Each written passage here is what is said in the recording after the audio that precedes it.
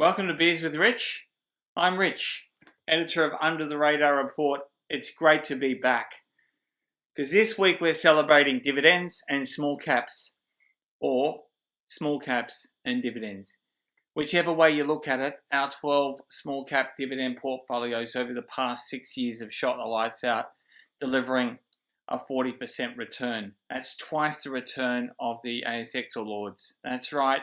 We're shooting the lights out here under the radar, and a big performance deserves a big cold beer.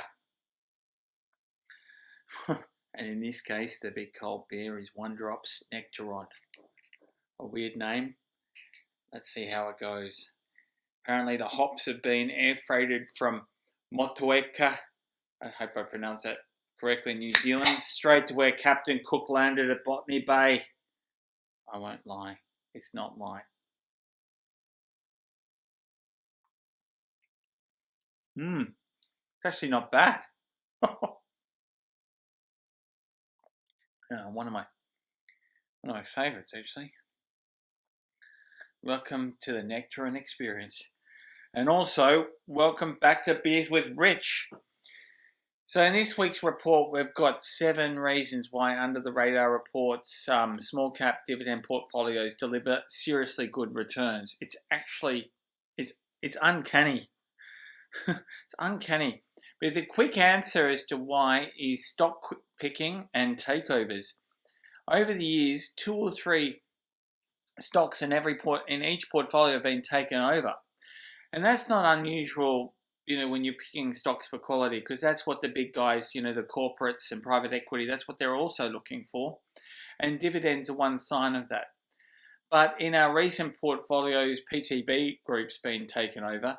But in our first portfolio back in January 2016, 5 of the 9 stocks have been taken over. And that gives you an idea that the longer you hold these sort of portfolios, the more the returns build, and that's that compounding effect that we often see in portfolio performance.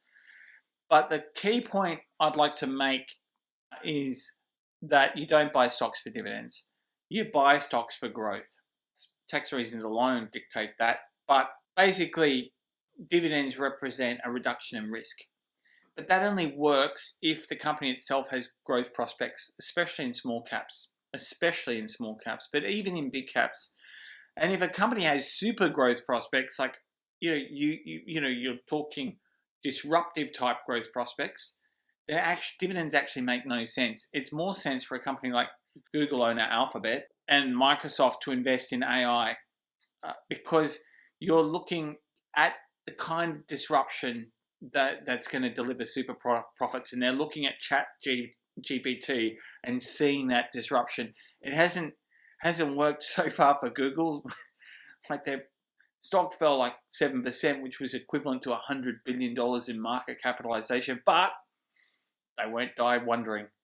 But what I'm saying is that the returns from disruption can be immense, far greater than any cash in your pocket. But look, let's face it, when we're talking small caps, you're unlikely to ever overpay for dividends. This is unlike counterparts who routinely try and, like the banks at certain periods in history, they use dividends as a kind of an incentive at the expense of their balance sheet. So that's unlikely to occur in small caps. But what dividends do represent at the small end of the town is the faith that the company's husbanding its money, returning some of the profits produced. So in Australia, we've also got franking credits. And that means that the incentives to paying dividends are baked into the system because this gives domestic earnings a big advantage over offshore earnings. So that's why Australian dividend yields are higher compared to other markets, essentially. This week, we've got a dividend portfolio where they're busy lining up for subscribers. And one of the key here is criteria. I won't go through all of them. You read next week's report.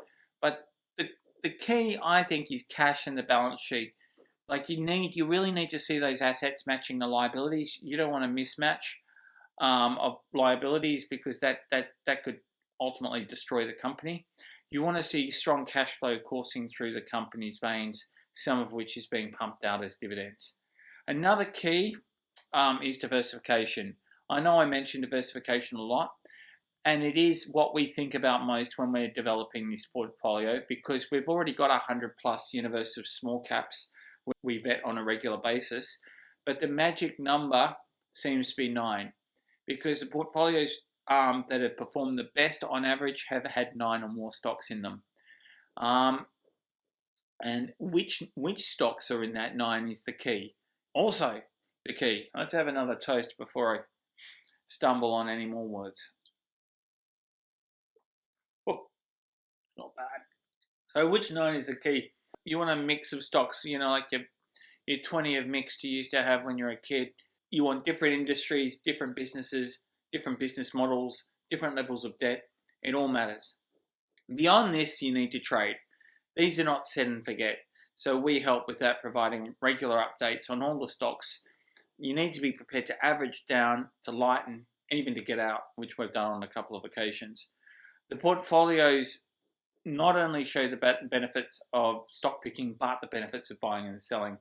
As I said just then, these are not set and forget holdings. What's coming up? Oh, gosh, more beer, that's what's coming up. We give you dividend analysis, gold and lithium analysis next week, this week and next. So, we're looking at dividends, we're looking at commodities, gold and lithium. God, it's all happening in the gold sector. Find out which stocks we like there. And we also are going to be ramping up company results, season heats up. So we sort through the hundreds of companies and give you what you need to know. And that's what being under the radar is about. Cheers.